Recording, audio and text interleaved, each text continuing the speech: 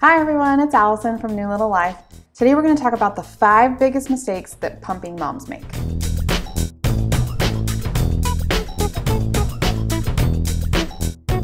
Okay, so I'm a mom of 2 little boys and I pumped with both of them. With my first baby, I pumped while I went back to work and I used a Medela Pump and Style Advanced Pump. With my second baby, I got one free through my insurance and I'll put a link down below for you on how to do that.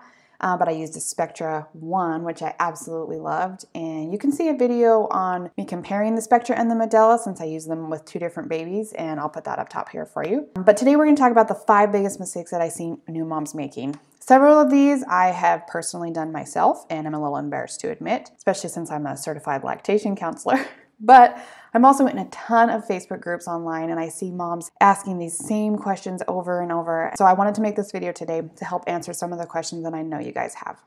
So the first mistake I see a lot, and I've actually said this wrong in a video before because I got confused too, but it's the difference between the letdown mode and the expression mode. A lot of breast pumps nowadays have the double phase expression technology. I usually use my Spectra in the videos, but today I thought I'd use my Medela since a lot of you moms also use the Medela. Both of those pumps have this little button here, and on the Spectra it's right on the front. It's the little one with the 3 lines if you have a Spectra. Okay, so if you turn on your Medela, it starts in the letdown mode.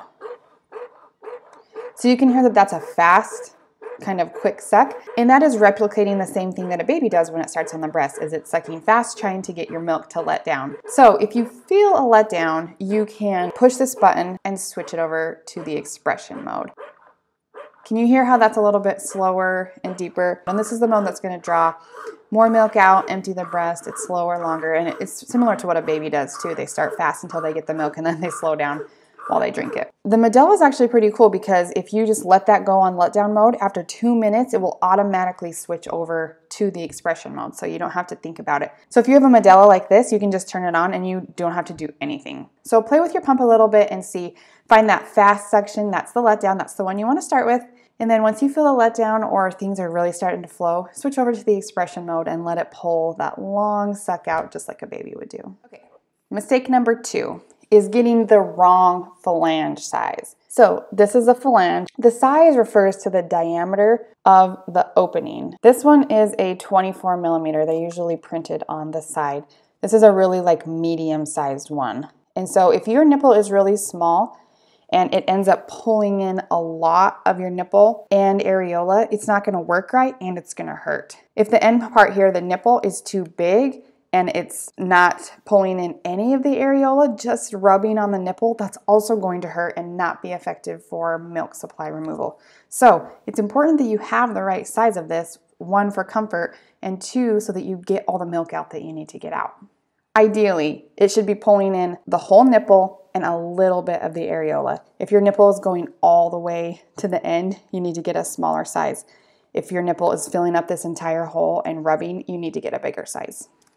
Number 3, and this is an interesting one, but something that might be hurting your milk supply and your pumping experience overall, is buying a used breast pump. Now, with my first one, I did get a breast pump from a friend that I trusted, and it was a Medela, so that probably wasn't great because Medelas are open pump systems, and I probably should have done some research and at least made sure it was a closed pump system. And this was before insurance companies were paying for it. And I think I really did sabotage my experience a little bit because there are things that just wear out. They're intended for one user. The motor life doesn't last as long. So if you're pumping for a long time, like I was pumping every day at work multiple times, and by the end, I was really struggling to keep up my supply. And I think part of it was that I had bought or taken this used pump. It wasn't doing what it needed to do. And so that is something that I regret doing. And now insurance companies, most of them are covering pumps. So just buy a new pump, please. Don't sit there wondering, now that you have some low supply, was this because I didn't buy a new pump? Don't do that to yourself. I'll post an article down below on some more reasons you may consider not buying a used pump, aside from the obvious health and sanitary reasons, but there's several reasons why maybe that's not your best option. Okay, number 4, I see this question asked a lot, and that is, which pump has the strongest suction? Okay, first of all, ouch. If you're looking for the strongest sucking pump and you're gonna crank that baby all the way up, yeah, that does not sound awesome. The term hospital grade pump is thrown around a lot, and the FDA doesn't even regulate that term. So you could put that on any pump, really. What that usually means is that it's like a multi-user pump. So it's a closed system and you can buy all of the kit parts and come and use this pump. Like in the hospital, in the NICU, they've got a really nice Medela pump. It's probably a Medela Symphony that costs $3,000. And then every mom gets their own little pumping supply kit and they can hook up to that pump. You don't really have to sterilize it a lot between users because it's a hospital grade pump. It's made for that. And I do think it has a little bit better suction, but it's a $3,000 pump. Like, what do you expect? A lot of the pumps on the market right now, Spectra, Medela, Amita, Freemi, they all have a really similar suction strength. They all have different types of suctions, but stronger suction doesn't equal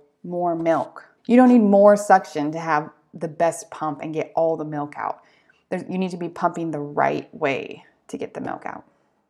Okay, and number 5, I see this one so much, so I hope you stick around for number 5 because this is big. It is not replacing your membranes. Guys, you gotta replace these things every month, 3 months, depending on how often you're using it. I will admit to you that I did not do this enough when I was pumping as a working mom. I didn't know, first of all, that could affect your milk output, and by the end of my year pumping, I was really struggling to keep up with my baby's needs because I was working full time and pumping a lot. But I can tell you that I did not change these enough. So don't be me, change these every month. They're super cheap, or when you notice that they need. This is a Spectra style valve. It's a duckbill.